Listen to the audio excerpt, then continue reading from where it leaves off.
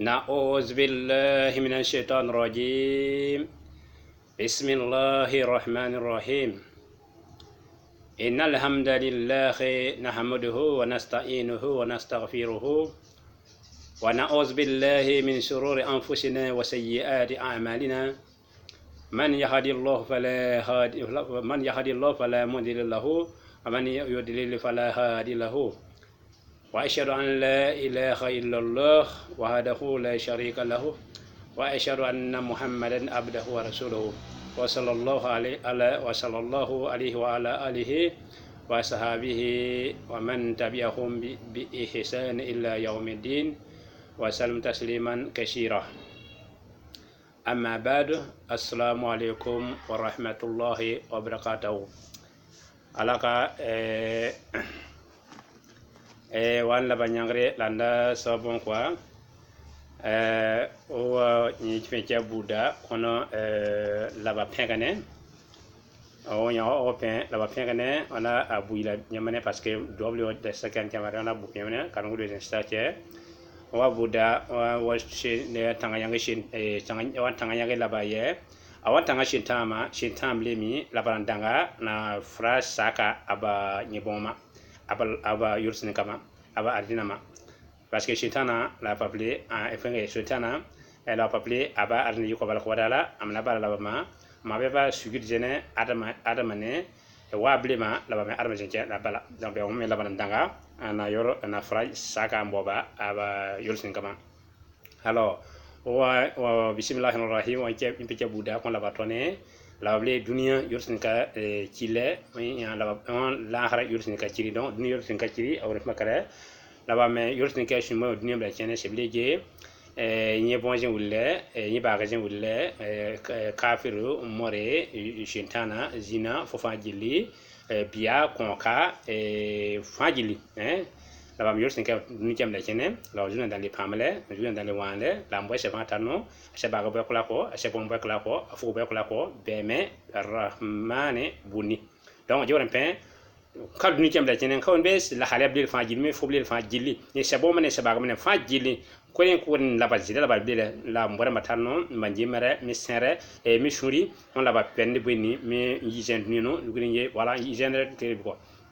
mais rahim bemba la pambekele ba jela on pen simple ngene yo na kibe la baye simple yo na mo bazene simple mo yo me bon jene simple mo yo sen kuma simple mo yo na ya fen ka kuma simple mo yo e bon zema simple mo yo y bien mon fun ka duni jam la kene nan yo la bazema mi mo arjano mi rahim ke yere la papli na wo arjano landa arjana no ya wane landa arjana nana ka wane ana watanga wobo la pa chechema jin la pa cheblege nango gal sagle. Alors mais wata européen inna alhamdulillah ma pegen la banne bari pegen la banne donc wa pegen la baba pegen la banne jore makare la ban pegen la wa fam jilli na hamdu huwa nasainuhu umma ba pegen kare nyaan jema ya wel la baydo nastaghfiruhu wa ya fa nyanga la baye an ya fun ko ma kasna o ni la baba voilà o ko ni la baba la bara jafna ko ma wana uzbillahi min shururi anfusina wa ya la ba ya tanga ya la ba do la bara watanga mun jile ninke ni wikema parce que mun ninke ani tolo wi tolo jena c'est me jira da ni tolo jema wa me sinkero indalo nya me jira da ni tolo jema on a ma sambo dala leo dala biaba dala bon bala fodene bon bala jaka bone ni tolo jafa jili bare la na watanga fam jili wala ba nyangre mala watanga be fam jili ma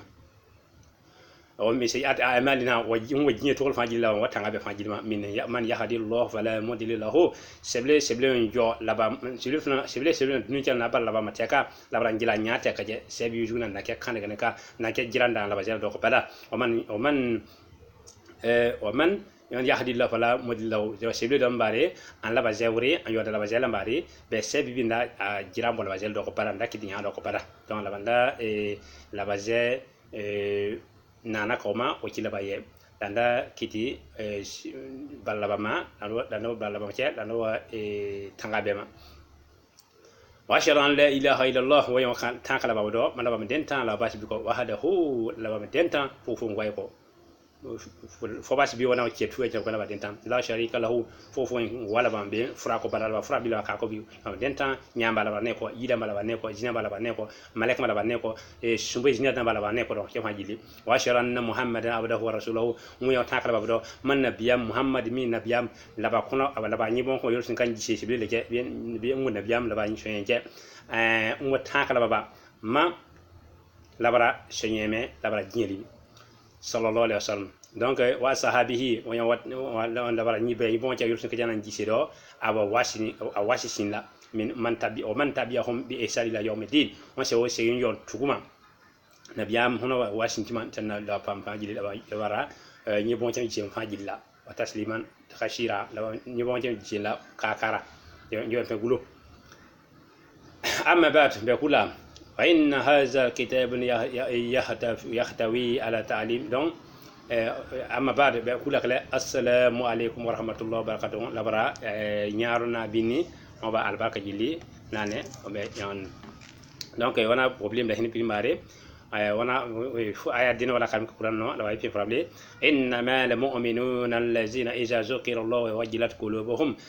la ba mu'min simple nge la ba nandre kila bay bono laba sinle ma simbilem iza tuliyat alayhim ayatuna iza zukirat allah wajilat qulubuhum man laba toka pinni kala bara ni pinni teka wajilat qulubuhum foken bide kinala adi formi bide yot makare me papa kare wazadatuhum wa iza tuliyat alayhim wajilat qulubuhum foken jukmi dimi ko adi goji ko a foken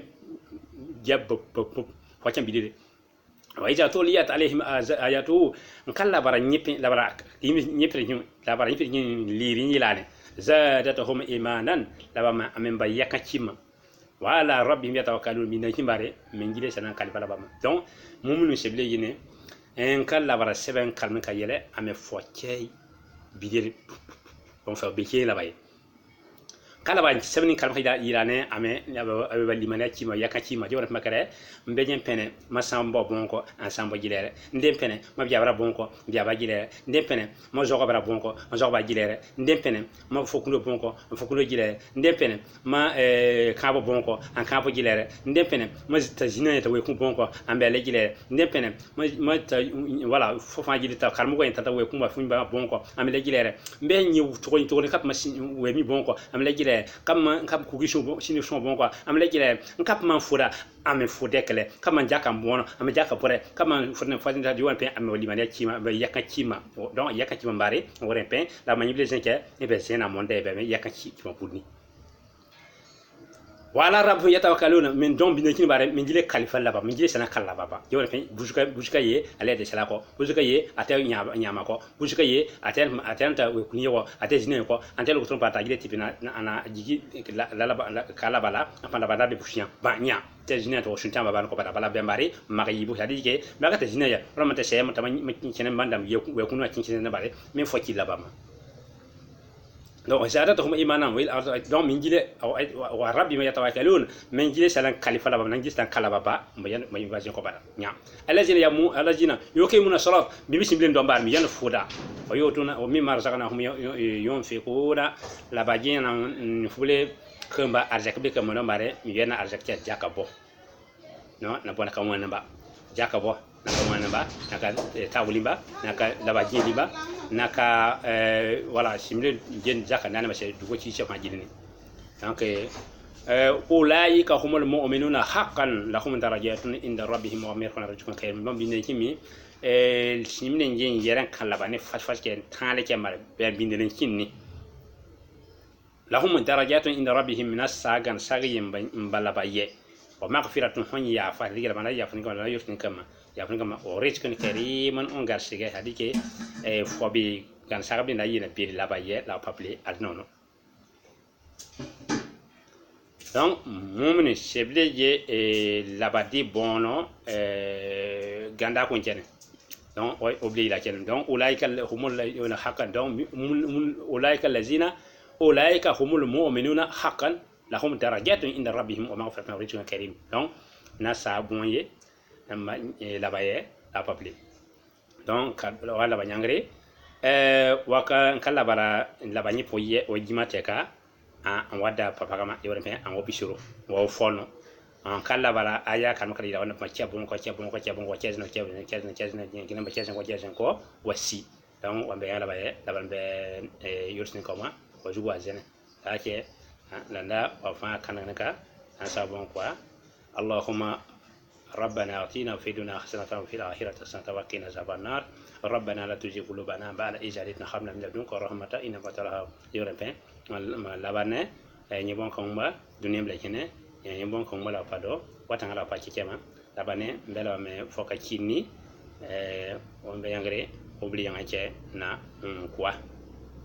assalamu alaikum wa rahmatullahi wa ta'ala